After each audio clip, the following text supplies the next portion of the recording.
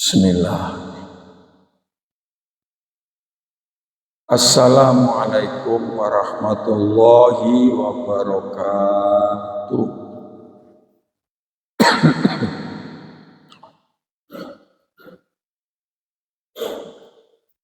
Alhamdulillahi rabbil alamin.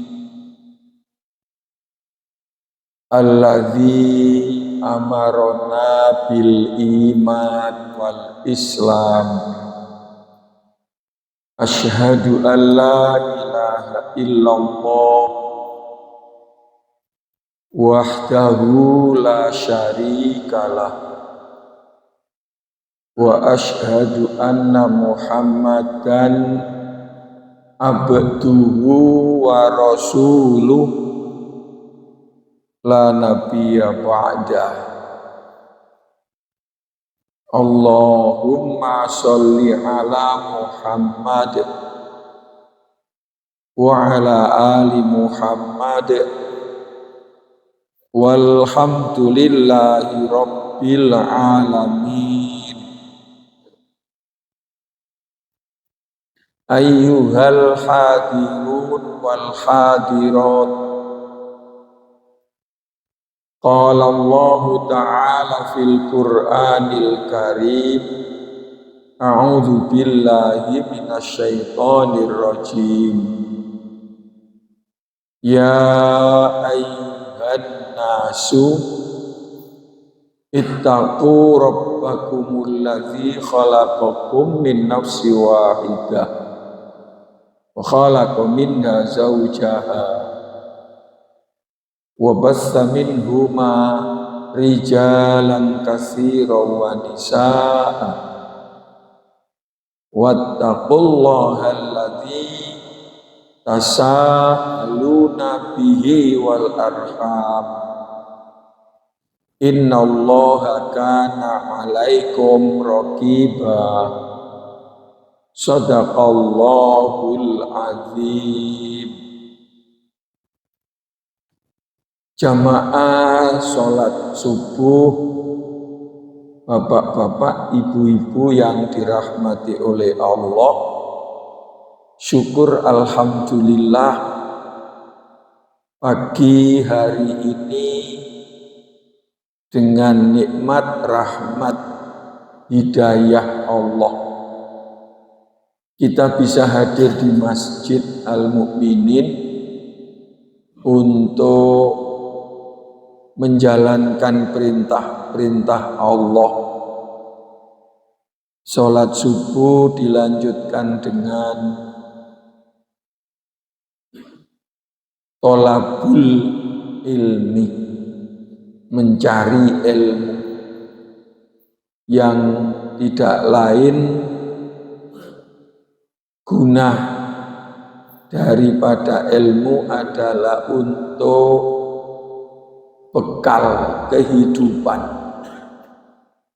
Manakala orang itu memiliki ilmu yang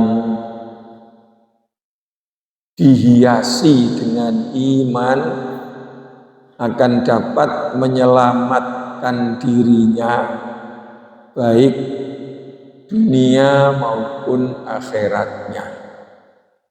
Itulah sebabnya kita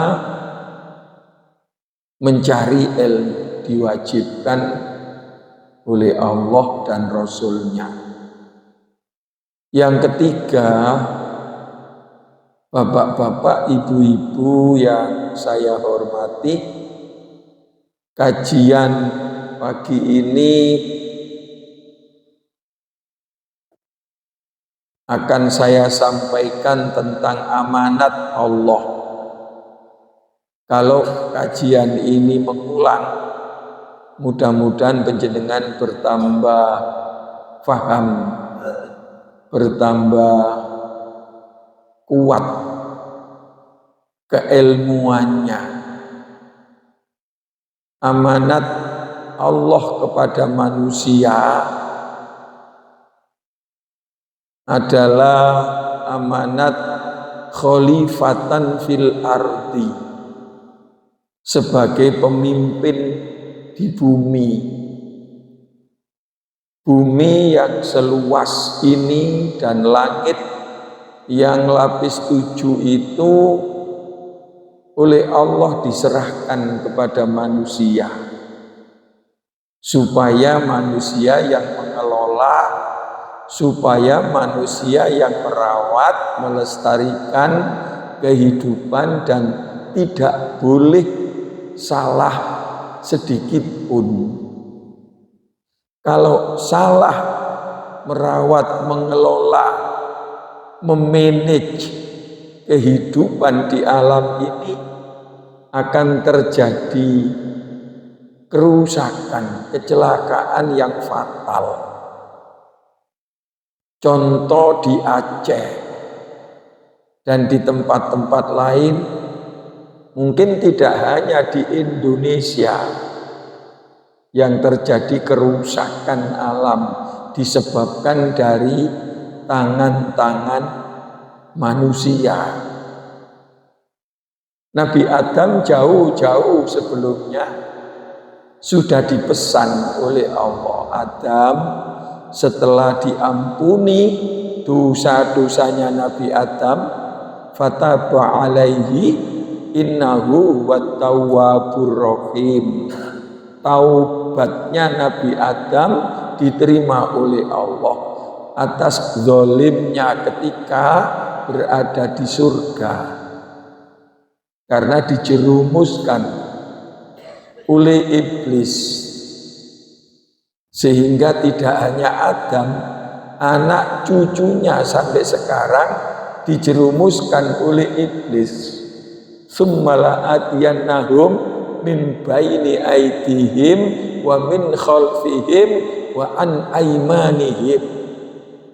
Iblis akan menjerumuskan, akan datang kepada setiap manusia, dari depan, dari belakang, dari kanan, dari kiri, sampai manusia itu kena dijerumuskan iblis.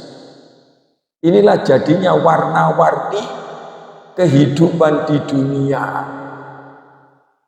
yang rusak dan seterusnya.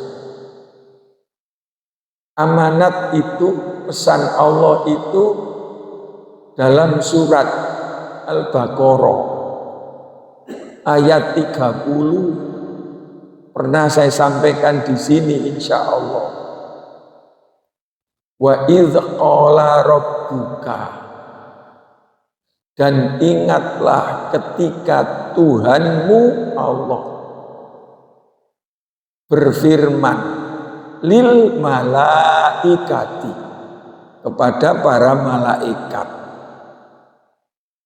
Wa idz qala rabbuka lil malaikati,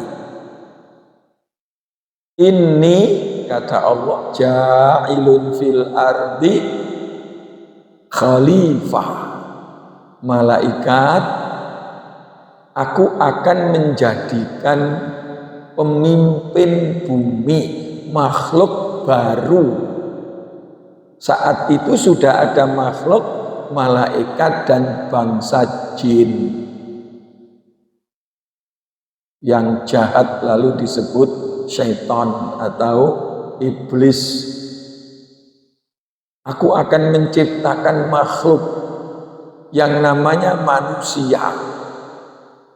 Saya letakkan di bumi malaikat, kalau dipanjang-panjangkan begitu, untuk mengatur bumi, alam, kehidupan di alam, hubungan manusia dengan manusia, hubungan manusia dengan aku Allah, hubungan manusia dengan alam, hubungan manusia dengan hewan-hewan dan lain semuanya.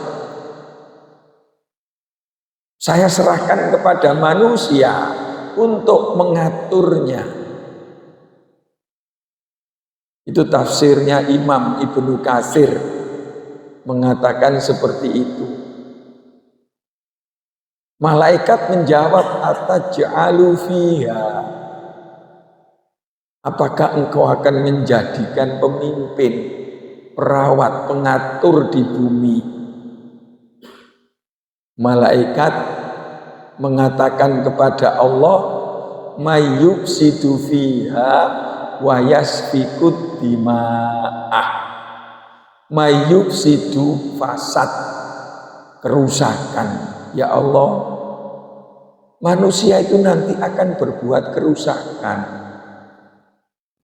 Dan wa yasfikud dima'ah.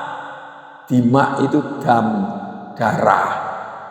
Dan manusia itu nanti akan membunuh. Itu apa namanya? Malaikat mempunyai pikiran seperti itu, disampaikan kepada Allah. Ya Allah, manusia itu nanti akan berbuat kerusakan di bumi, dan manusia itu nanti ya Allah akan berbuat membunuh. Ini kalau kita amati, kita lihat, kita pikir, benar seperti itu. Kemudian dilanjutkan oleh para malaikat itu, wa nahnu, kami ini bangsa malaikat ya Allah, nusabbihu bihamdika wa nuqaddisu lak. Kami ini kan sudah bertasbih, gak kurang-kurang ya Allah, bertasbih kepadamu. Subhanallah, subhanallah, mensucikan Engkau, tidak berbuat syirik kepada Engkau. Engkau itu maha suci ya Allah. Ini yang dilakukan oleh bangsa malaikat. Bihamdika, memuji-muji kepadamu ya Allah. Wa nuqaddis, nuqaddis itu mensucikan Engkau ya Allah. Barangkali kalau dipanjangkan lagi, nopo masih kurang makhluk lain yang memuji-muji, mengagung-agungkan, mensucikan Engkau, kok menciptakan makhluk baru yang prediksi saya, kata malaikat, nanti akan berbuat kerusakan dan membunuh. Apa jawab Allah di ayat terakhir itu? Qala inni a'lamu ma la ta'lamun. Malaikat, kamu tidak ngerti apa-apa. Kedepannya manusia itu seperti apa kamu nggak paham. Saya yang ngerti. Akan menjadi apa, seperti apa, saya yang ngerti. Saya yang paham. Kamu tidak paham, malaikat. Nah, di balik kalimat kamu tidak paham itu ada kalimat yang terselip bahwa manusia itu hidup hanya menjalankan ujian. Hidup ini ujian, diuji. Kuat tidak, bisa tidak, benar tidak. Ketika diuji oleh Allah bermacam-macam ujian, mulai bangun tidur sampai tidur kembali, manusia itu hanya melaksanakan ujian dari Allah. Kayak ngeten iki nggih, kula lan panjenengan diuji oleh Allah. Jam 3.30 sudah bangun persiapan sholat subuh.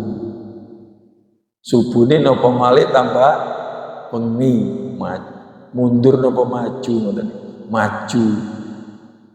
Ujian, berangkat ke masjid, diuji, berangkat atau tidak, padahal omahe aduh, ono sing Sukodono, ono sing pundi nika, Pekarungan, niku wong Pekarungan. Apal kalau takbir Pekarungan, diuji. Masuk ke masjid juga diuji. Seneng jane ngrungokno pengajian niku seneng, tapi kok ngantuk. Duh. Sing ngerti ilmune lungguh nggih enak, sing mboten ngerti mboten enak. Napa ilmune lungguh? Golek sendenan ngoten niku ilmune wong lungguh. Sing mboten oleh sendenan gak duwe ilmu. Jawabane sing gak senden geger kusik kuat kok apa. Sing senden berarti gegere loro. Ngapunten lho sing senden. Ujian. Jadi seperti itu diuji oleh Allah.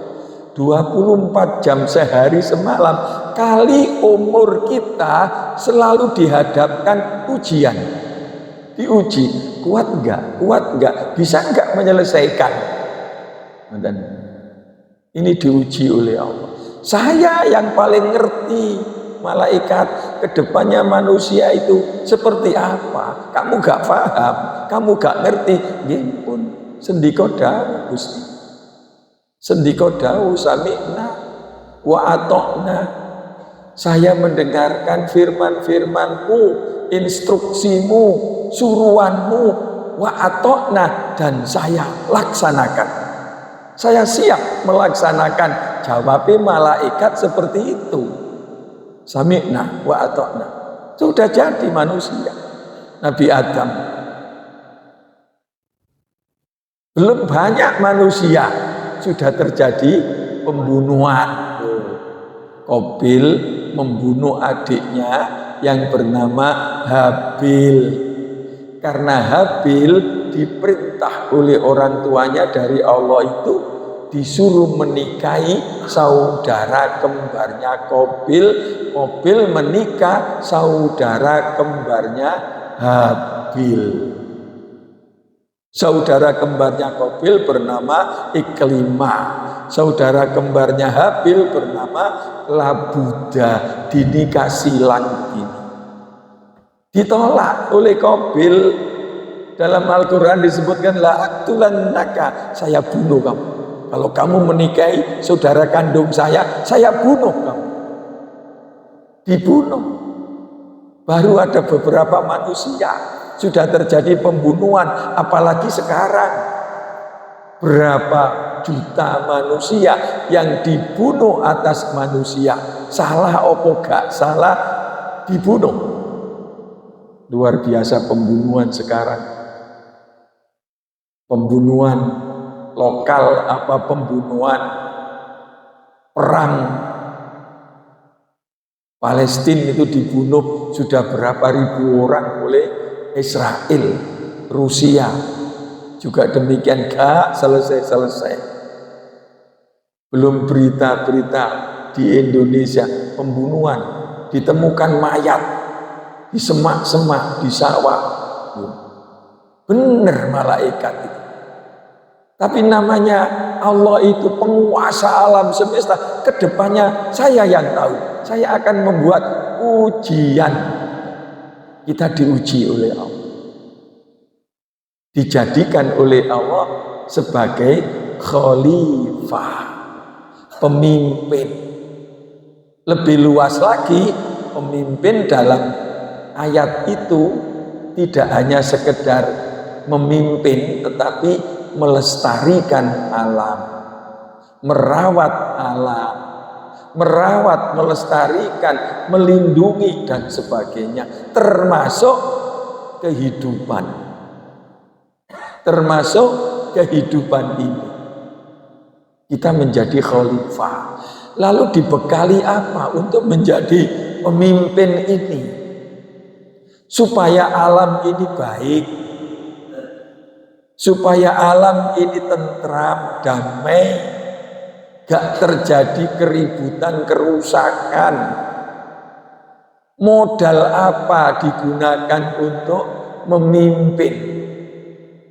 Yang pertama, modal untuk memimpin sebagai khalifah di alam ini adalah akhlakul karimah. Akhlak yang mulia. Nabi Muhammad Shallallahu Alaihi Wasallam sejak usia remaja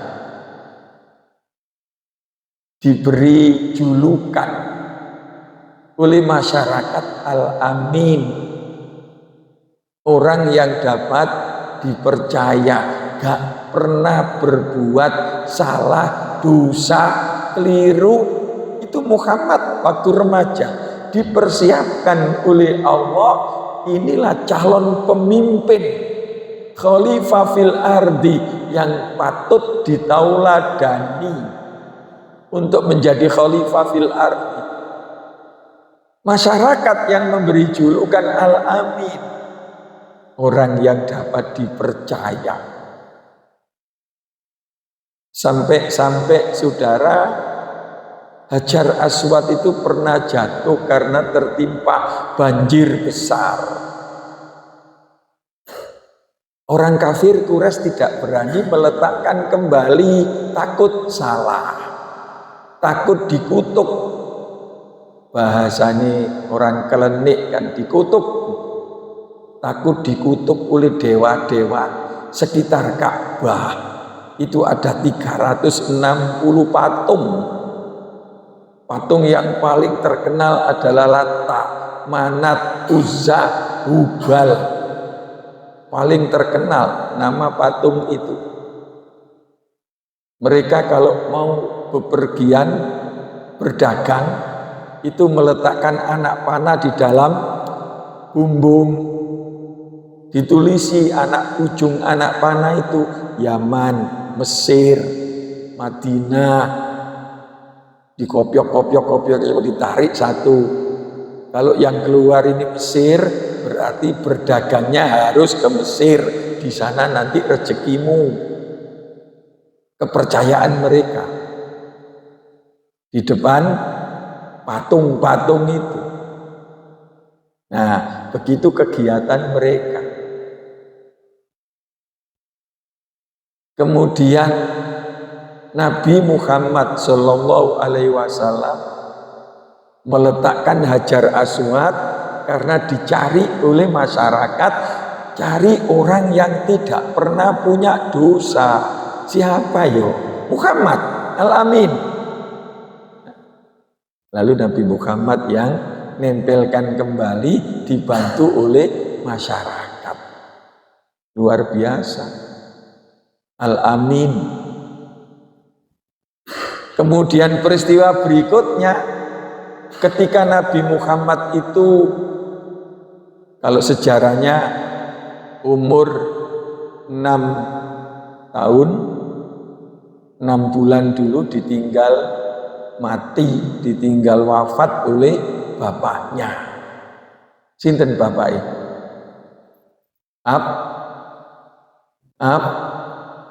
Abu Lahab? Bukan.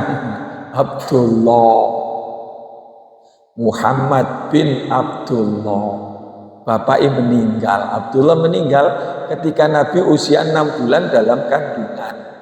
Usia 6 tahun, ada yang menyebut 4 tahun. Ibunya Aminah meninggal. Diasuh oleh kakeknya. Kakeknya bernama sinten? Abdul Muthalib.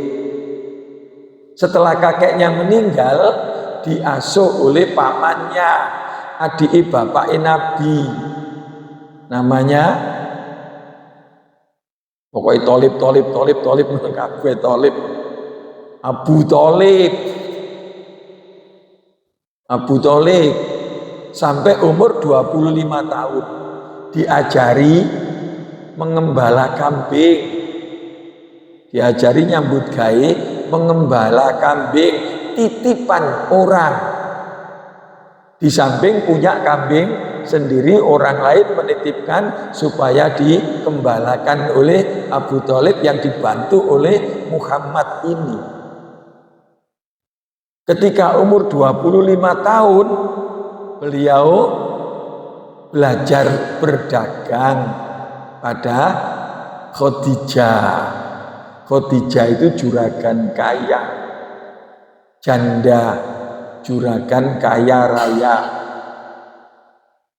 Nabi Muhammad mengedarkan barang-barang dagangannya masuk kampung keluar kampung, selalu dinanti-nanti oleh masyarakat. Masyarakat beli pada Muhammad, Muhammad, wonge jujur. Tidak seperti pedagang-pedagang yang lain. Berapa ini Muhammad? Ini 10.000. 8.000 ya. Nah, Nabi Muhammad terus terang mengatakan bahwa dari majikan, dari Khadijah ini 8.000, saya jual 10.000, saya untung 2.000. Mosok sih sampean gak ngekei bati, buruan ngangkat barang dari rumahnya Khadijah sampai ke sini. Ya wis, 9.000 dikasih. Selalu ditunjukkan kulak aslinya. Kulak sak mini, saya jual sak mini. Nah, pedagang yang lain tidak begitu. Piro iki 15. Nah, ditawar 12 yo. Gak oleh kulake, gak oleh 12. Padahal kulak ini 10.000. No. Wonten pedagang ngoten. Wonten boten ayu. Wonten. Pundi tiyange? Pasar. Udah pasar, gak sholat. Kata tiang ngoten itu rusak ngeten iki jenenge. Rusak dalam perdagangan, dalam bidang perdagangan rusak. Kulak 15 dinyang 14 dinyang 17. Waduh, kulak 15 dinyang 13 misalnya ngakune wah nggih ngoten nih bulet-bulet gak karu-karuan. Belum menipu jumlah kiluan di pasaran itu. Ada yang sengaja tempat barang itu ditambahi beban supaya belum ada barangnya sudah berat.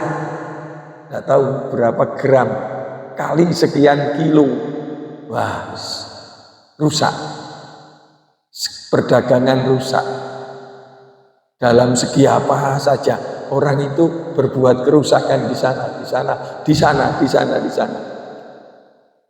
Nabi Muhammad kalau setor barang dagangannya kepada majikan, kepada Khadijah, Bu, ini habis barang bawa 50 dikembalikan, habis 25 tinggal 25, ini barangnya, ini uangnya semua. Uang semuanya diberikan pada Khadijah. Loh. Lah kok diberikan semua sih? Untungnya kamu ambil.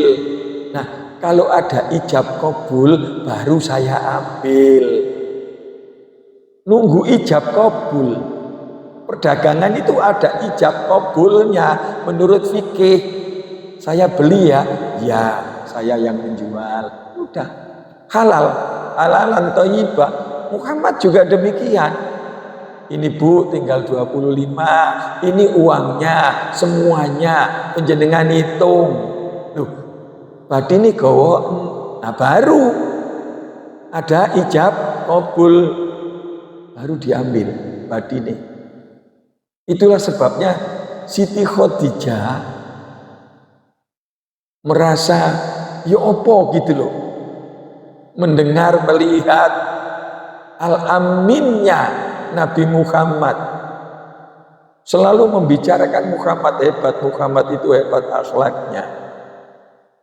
Kemudian ada yang menjembatani keluarga Khadijah ke pamannya, ke Abu Thalib.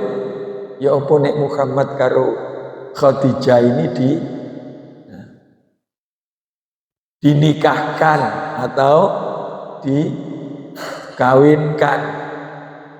Musok gelem Muhammad. Wong arek enom kok oleh wong tuwek. Gak apa-apa tuwek tapi rabi sugih apa rabi apa. Gak apa-apa tuwek pokoknya sugih. Nggih Mas. Lho Mas kameramen. Si enom. Rabi wong tuwek apa arek enom. Ayo ngaku terus terang. Golek wong tuwek sugih utawa arek enom. Ayo. Jawab. Karo. Iya bojone loro. Gak jawab. Mosok si enom kok rabi wong tuwek. Apa gelem Muhammad? Ya dicoba sana, dijembatani. Dan Nabi Muhammad ditawari, ya apa Muhammad? Jawabnya Muhammad, ya terserah paman. Loh, kok terserah paman? Yang nikah itu kamu Muhammad. Nah kalau paman iya, saya iya. Kamu iya enggak? Yang game pun boten nopo-nopo paman. Ya wis. Nah itu yang menyebabkan Khadijah dengan Muhammad akhlaknya luar biasa itu yang dicintai luar biasa. Yang menyebabkan Khadijah gak bisa tidur karena akhlaknya Nabi Muhammad luar biasa. Hebatnya Rasulullah. Nah kalau pemimpin semuanya memiliki akhlakul karimah, aman, dunia ini aman. Keributan tidak ada, pembunuhan tidak ada, korupsi tidak ada, kerusakan hutan hebat seperti itu, kayu ditebangi dipakai untuk apa itu namanya, kayu olahan orang asing yang datang ke Indonesia. Rusak berapa ribu manusia yang berkorban itu, berapa ribu rumah yang hancur. Ya Allah luar biasa manusia buat kerusakan. Itulah akhlak. Maka Nabi Muhammad buistu liutammima makarimal akhlak. Sesungguhnya aku diutus oleh Allah turun ke bumi ini, di bumi ini untuk dandani perilaku manusia. Akhlak manusia didandani oleh Nabi, tetapi Nabi Muhammad jauh-jauh sebelumnya sudah dipersiapkan oleh Allah. Sudah dipersiapkan mulai remaja memiliki akhlakul karimah. Lalu yang kedua, modal khalifah memimpin bumi, tauhid. Yang pertama akhlak, yang kedua tauhid. Tidak syirik, tidak mendiskreditkan Allah. Luar biasa. Orang-orang syirik itu merusak kehidupan. Tidak tunduk taat patuh kepada Allah, syirik kepada Allah, menyembah berhala, menyembah pohon-pohon besar, menyembah kuburan keramat, menyembah nek nang pantai selatan niku napa? Nyai Roro Kidul. Jangan syirik. Allah paling tidak suka orang berbuat syirik. La tusyrik billah. Inna syirka la zulmun azim. Jangan menyekutukan Allah. Menyekutukan Allah itu adalah dosa yang agung, dosa yang besar. Itu yang kedua, syirik. Modal memimpin bumi, jangan syirik. Bumi, alam semesta dan isinya itu adalah produk Allah. Lah Allah kok tidak ditaati tapi malah berbuat syirik. Surat yang paling pendek itu surat Al-Ikhlas. Ya napa surat Al-Ikhlas itu mulai ini napa? Kulhu ono sing nyebut surat langganan Sebab selangganan kulhu dohor, asar, maghrib, isya, subuh, kulhu terus. Surat langganan jadi. Itu tentang tauhid. Qul huwallahu ahad. Katakan Muhammad bahwa Allah itu Esa, Allahus Samad. Muhammad, Allah itu tempat memohon pertolongan. Lam yalid wa lam yulad, Allah itu tidak beranak dan tidak diperanakkan. Walam yakul lahu kufuwan ahad. Allah itu tidak ada satupun yang menyamainya. Tauhid diperintah oleh Allah, bumi ini buminya Allah, pakailah merawat bumi dengan tauhid. Yang ketiga, memimpin bumi harus berilmu, dan ilmunya tidak ilmu yang membuat manusia sesat. Dengan ilmu itu disesatkan oleh ilmunya sendiri.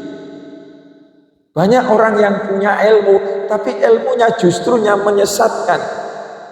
menyesatkan dirinya sendiri. Kalau tidak menyesatkan dirinya, lingkungan, orang lain, keluarga, sesat karena ilmunya. Ilmu yang tidak sesat digandengi, dihiasi dengan iman. Surat Al-Mujadalah, yarfa'illahu alladhina amanu minkum walladhina utul ilma darajat. Al-Mujadilah ayat 11. Yarfa' akan diangkat. Siapa yang diangkat derajatnya? Orang-orang yang beriman dan orang-orang yang berilmu, pengetahuan. Ilmu pengetahuan tidak dibarengi, tidak digandengi oleh iman, berbuat kerusakan orang yang punya ilmu itu. Karena ilmunya tidak dikendalikan oleh iman, rusak. Itu yang ketiga. Lalu yang keempat, mendekatkan diri kepada Allah. Sholat, zikir, berdoa, minta kepada Allah. Sebab pemimpin atau disebut khalifah itu dalam ilmu pengetahuan dikelompokkan menjadi tiga. Ada pemimpin yang bersifat informal. Siapa pemimpin informal? Bapak, mimpin ibu, istrinya, mimpin anak-anaknya. Bapak sebagai pemimpin informal, pemimpin rumah tangga, masyarakat itu ada yang mimpin. Ada Muhammadiyah, ada NU, ada Persis, ada Al-Irsyad. Itu organisasi masyarakat, ada yang mimpin. Manakala pemimpin itu hebat, mendekatkan diri kepada Allah, aman. Insya Allah koyok Muhammadiyah, insya Allah koyok NU, berdasar kepada akhlak, tauhid, berdasar kepada pendekatan diri kepada Allah. Ada organisasi politik, tidak tahu pemimpinnya seperti apa. Ada PDI, ada Golkar, ada P3, ada PAN. Waduh, wis gak karu-karuan ya, kadung srek. Partai Umat, macam-macam. Wonten malih PSI. Napa PSI ini? Persatuan Sepak Bola Indonesia. Partai kok bal-balan. Ada pemimpin yang bersifat formal. Zaman Nabi, Rasul, setelah Rasul, Khalifah. Khulafaur Rasyidin, Abu Bakar, Umar, Utsman, Ali. Setelah Khalifah, Raja. Ada yang diktator, pangkatnya presiden itu. Ada yang sultan, pemimpin itu. Nah, ada yang Sampai sekarang dunia-dunia manapun banyak yang menggunakan istilah presiden.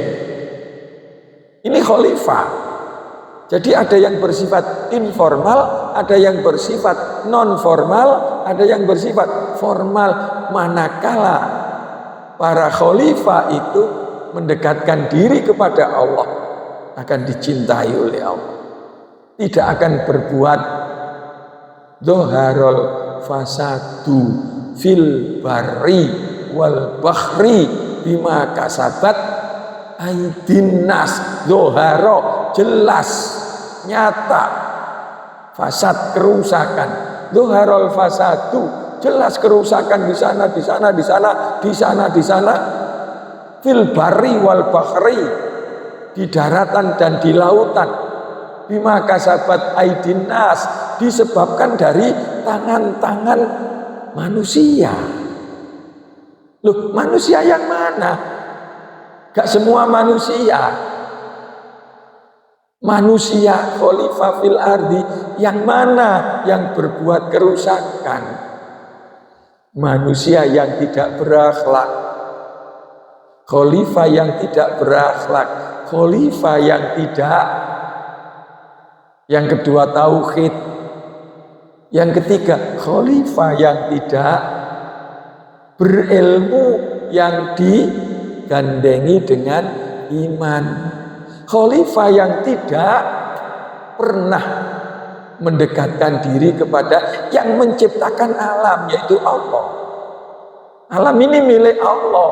Aturlah alam ini dengan konsep-konsep Allah. Lah konsep Allah itu dari mana? Dari Al-Quran dan dari hadis Nabi yang telah dicontohkan oleh Rasulullah.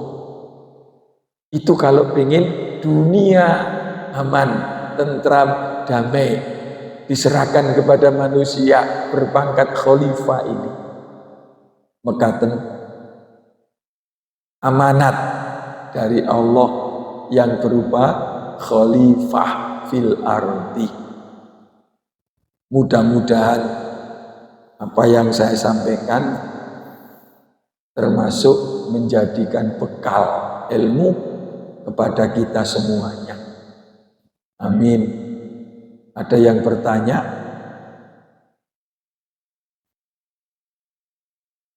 Wonten? Boten enten. Nggih, boten enten. Alhamdulillah. Cerdas-cerdas. Enak. Kula mboten soro-soro golek jawaban. Seneng kula nek ngaji, pinter-pinter wonge seneng. Kan sing takok. Nek kono takok. Waduh kualan jawab kula. Kadang-kadang jawaban dhewe. Maaf, terima kasih. Rabbana atina fid dunya hasanah wa fil akhirati hasanah wa qina azabannar. Alhamdulillahi rabbil alamin. Assalamualaikum warahmatullahi wabarakatuh.